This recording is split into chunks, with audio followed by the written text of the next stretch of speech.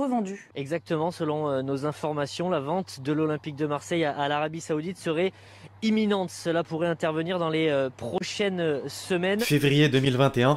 L'équipe, j'espère que vous allez bien. Après moult et moult rumeurs, l'OM va-t-il enfin être vendu? C'est en tout cas ce que Team Talk, qui appartient à Planet Sport, qui lui est partenaire de Sky Sports, affirme. La phrase interminable. D'après le média anglais, le PIF, désormais propriétaire de Newcastle, est en pourparlers avec QSI pour investir dans le football français. Marseille est dans le viseur et la somme de 480 millions d'euros annoncée il y a quelques mois est à nouveau dans les tuyaux. Une information comme d'habitude à prendre avec des pincettes. Le club, par le biais de McCourt, a toujours démenti, mais avec les avances à répétition, on se souvient de Thibaut Vézirian, il peut pas ne rien y avoir derrière.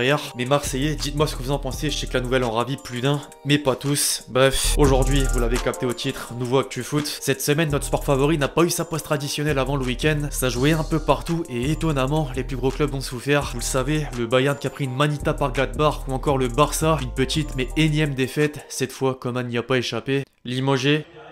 Éliminé. Ça me fume. Laporta a donc pris sa décision dans la foulée. A noter que le licenciement a un coût. Évidemment, Ronald va percevoir près de 18 millions d'euros, prime comprise. Ah, ça pique. Alors que va donner la suite? On va parler de tout ça. Très rapidement les amis, je rappelle pour ceux qui veulent passer un billet sur les nombreuses affiches qui arrivent que vous avez 100 € offerts sur votre premier pari Betclic avec le code LEXCITY. Faut bien sûr être majeur, faites attention, il y a des risques. Je compte également sur vous pour lâcher votre meilleur pouce bleu. En ce moment, vous êtes un peu moins chaud, donc si vous pouvez jouer le jeu, ne serait-ce que pour atteindre la barre des 5000, ça me ferait vraiment grave plaisir. Merci vraiment à tous ceux qui le feront.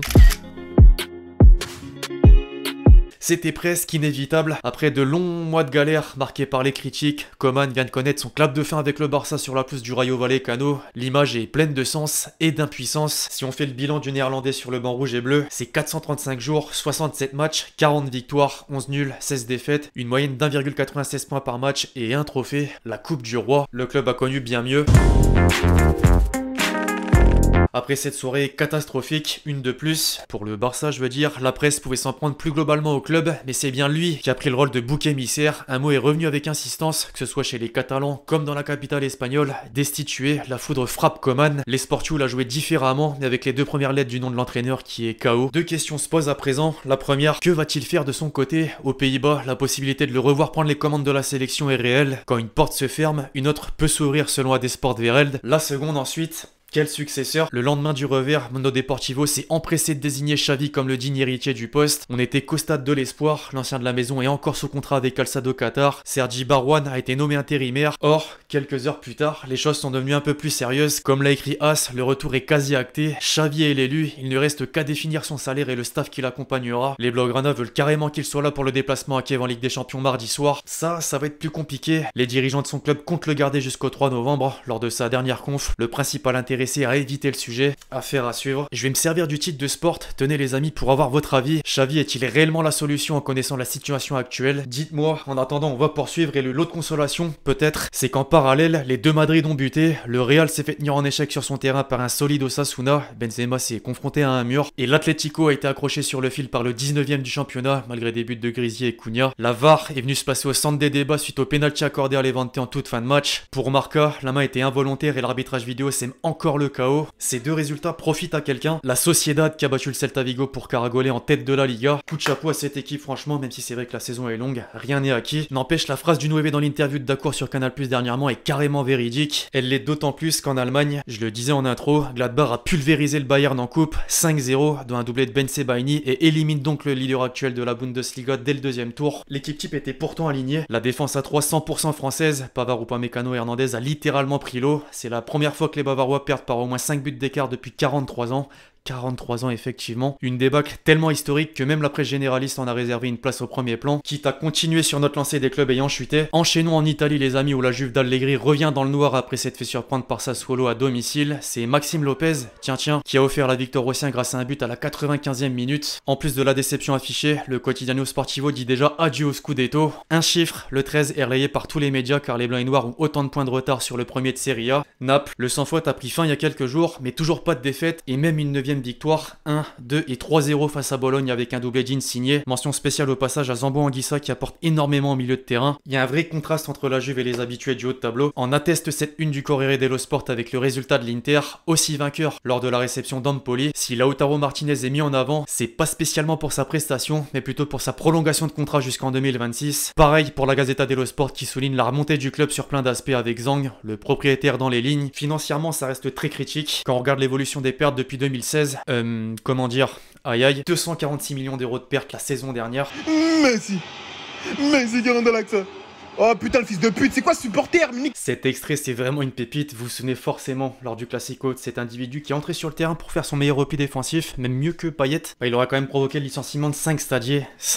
Sur le côté sportif, en ce milieu de semaine, Nice et Marseille se sont sagement retrouvés à 3, 2 mois après le chaos ayant conduit à l'arrêt du match. Un point final sans triomphe de part et d'autre. Les deux équipes étaient solides défensivement, comme nous le montrent les différentes stats, voire même les notes. Todibo comme Saliba ont pris un 7 par le journal. Gouiri a marqué le but de l'ouverture du score. Payet, celui de l'égalisation.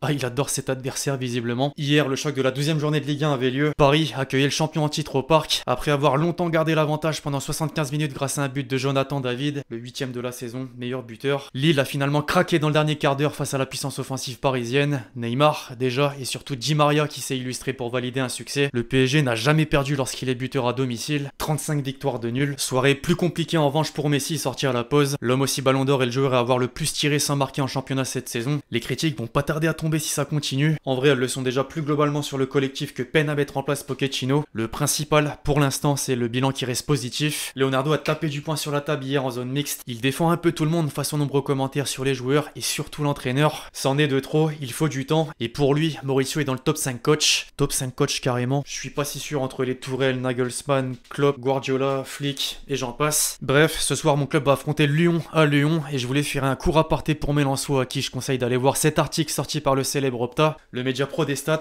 vous le savez, s'est attardé sur les meilleurs éléments de l'effectif en Ligue 1 2021-2022. Fofana et son positionnement sur le terrain, il est partout. Klose, qu'on attend en équipe de France avec ses centres, passes D et passes clés. La recrue Frankowski de même, ou encore Gradit, le sous-côté. Ah, il cavale fort aussi. J'espère vraiment les voir au meilleur niveau dans quelques heures, car le prochain obstacle est de taille. Là, je mentionne pas Keita, mais pas que. Vous allez me prendre pour un fou ou chauvin, mais je mise la victoire de Lens côté à 5. Bon, on allait partout sauf en Angleterre. Remédions à ça parce qu'il y a des choses à dire. Après avoir éliminé United au tour précédent de la Coupe de la Ligue anglaise, West Ham, les amis, a sorti le Manchester de Guardiola au terme d'une séance de tir au but. Le 4e de Premier League ne mérite pas du tout en ce moment. D'ailleurs, on va continuer à parler de lui concernant l'extra sportif, car selon Sky Sports, Daniel Kretinsky, propriétaire du Sparta Prague, est en discussion avancée avec les dirigeants pour obtenir 27% des parts du club. La nouvelle a fait les gros titres. Ça s'arrête pas là. Le deal pourrait inclure une clause selon laquelle le bonhomme rachètera toutes les parts et donc le contrôle total des Hammers. 800 millions d'euros sont évoqués. Décidément. Alors le match qu'on vient d'énoncer faisait la une du Mirror. La Bull City éclate. Dans le même temps, Leicester a battu Brighton de la même manière que West Ham. Tottenham s'est imposé sur le plus petit des scores sur la pelouse de Burnley, alors que Liverpool, avec son équipe B, a assuré sa qualif à Preston. Sans jouer, le club entraîné par Solskjaer fait encore l'actualité. Les critiques fusent. La légende Wayne Rooney s'en est pris aux joueurs pour leur manque d'effort et la presse n'a pas manqué l'occasion d'en parler. Si l'entraîneur est presque défendu, le nom de ses potentiels successeurs circule toujours. Selon le Star, Brendan Rodgers est désormais la cible prioritaire. Après, pas sûr que Leicester le laisse filer. Un mot à présent sur le mercato, un petit pour le coup. Pogba devrait bel et bien partir gratuitement l'été prochain. Le club a dit stop et proposera pas plus que ce qui lui a été proposé. Au passage, on s'écarte un peu du foot, mais Ronaldo a annoncé avec Jorginho attendre des jumeaux. Sur Insta, la photo est devenue la plus likée pour un sportif depuis Messi au PSG. Une pensée à Junior qui voit son héritage divisé par 6 désormais.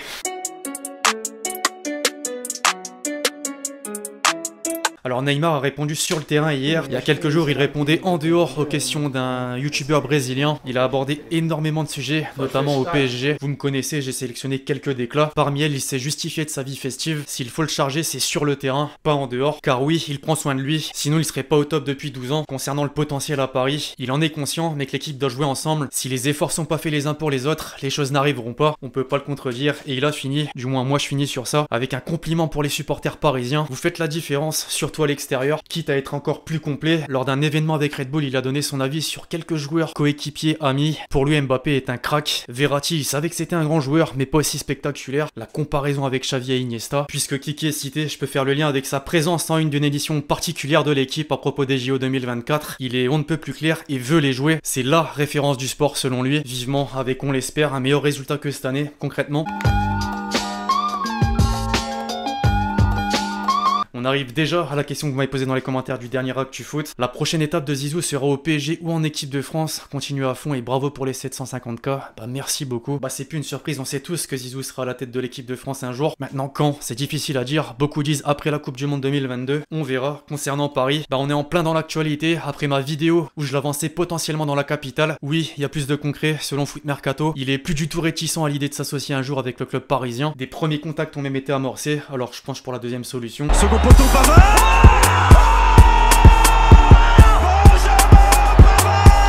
Et donc avant de clôturer la vidéo, on finit en beauté. Que va faire Pellegrini? Il va frapper. il va frapper, oh qu'il est mort.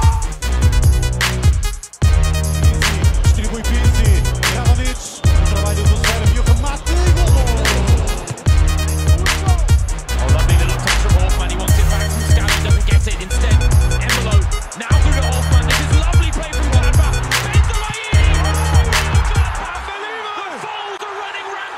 Bref, voilà l'équipe, c'est tout pour l'actu foot du jour, j'espère que vous l'avez kiffé, je compte sur vous, c'est le cas pour lâcher votre meilleur pouce bleu. Pensez à lâcher votre question et votre commentaire pour le prochain épisode, d'ici là on se retrouve très vite sur la chaîne pour de nouvelles vidéos, c'était Alexis, ciao ciao.